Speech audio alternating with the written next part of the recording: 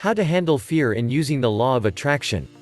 Fear thoughts is that condition of the mind in which everything is seen through blue glasses, in which everything seems to bring a sense of the futility of endeavor, the I can't principle of mentality, as contrasted with the I can and I will mental attitude.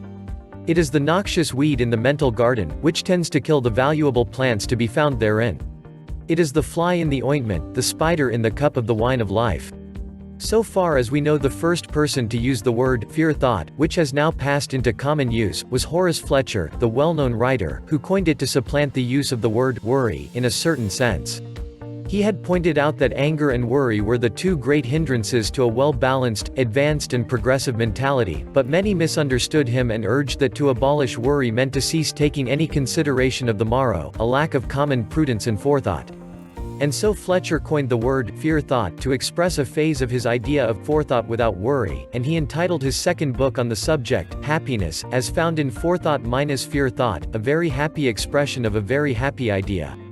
Fletcher also was the first to advance the idea that fear was not a thing in itself, but merely an expression of fear thought, a manifestation of the state of mind known as fear thought. He and others who have written on the subject, have taught that fear might be abolished by the practice of abolishing fear thought from the mind, by driving it out of the mental chamber, and the best teachers have taught that the best way to drive out fear, or any other undesirable mental state, was by cultivating the thought of the opposite quality of mind, by compelling the mind to dwell upon the mental picture of the desirable quality, and by the appropriate auto-suggestions. The illustration has often been stated that the way to drive darkness from a room is not to shovel it out, but to throw open the shutters and let the sunlight stream in, and that is the best way to neutralize fear thought. The mental process has aptly been spoken of as vibrations, a figure that has a full warrant in modern science. Then, by raising the vibration to the positive pitch, the negative vibrations may be counteracted. By cultivating the qualities recommended in the other lessons of this book, fear thought may be neutralized. The poison of fear thought is insidious and subtle, but it slowly creeps through the veins until it paralyzes all useful efforts and action, until the heart and brain are affected and find it difficult to throw it off. Fear thought is at the bottom of the majority of failures and going down in life. As long as a man keeps his nerve and confidence in himself, he is able to rise to his feet after each stumble, and face the enemy resolutely, but let him feel the effects of fear thought to such an extent that he cannot throw it off, and he will fail to rise and will perish miserable. There is nothing to fear except fear, has well been said. We have spoken elsewhere about the law of attraction, which operates in the direction of attracting to us that which we desire.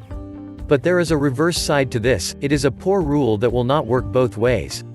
Fear will set into motion the law of attraction just as well as desire. Just as desire draws to one the things he pictures in his mind as the desired thing, so will fear draw to him the thing pictured in his mind as the thing feared. The thing that I feared hath befallen me. And the reason is very simple, and the apparent contradiction vanishes when we examine the matter. What is the pattern upon which the law of attraction builds under the force of desire? The mental image, of course. And so it is in the case of fear, the person carries about the mental image or haunting picture of the feared thing, and the law of attraction brings it to him just as it brings the desired thing. Did you ever stop to think that fear was the negative pole of desire? The same laws work in both cases. So avoid fear thought as you would the poisonous drought that you know would cause your blood to become black and thick, and your breathing labored and difficult. It is a vile thing, and you should not rest content until you have expelled it from your mental system. You can get rid of it by desire and will, coupled with the holding of the mental image of fearlessness. Drive it up by cultivating its opposite. Change your polarity. Raise your mental vibrations. Someone has said, there is no devil but fear, then send that devil back to the place where he properly belongs, for if you entertain him hospitably he will make your heaven a hell in order that he may feel at home. Use the mental big stick on him. Don't forget to give this video a like, share it with your friends and click subscribe for a better self.